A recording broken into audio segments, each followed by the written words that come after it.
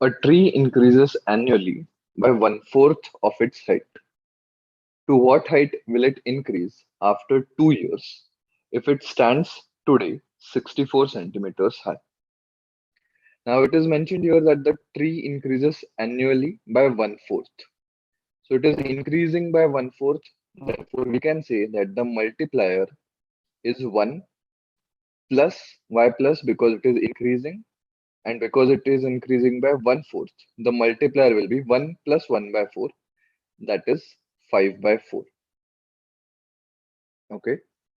So that means that if the height of the tree is x centimeters right now, after 1 year,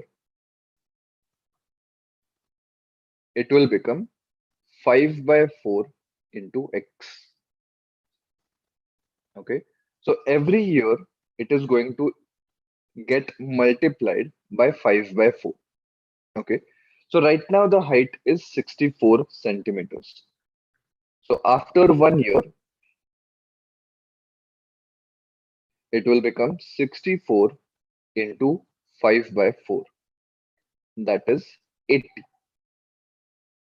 Now after another 1 year, it will again become 80 multiplied by 5 by 4. That is, it will become 100. Now that is what is asked.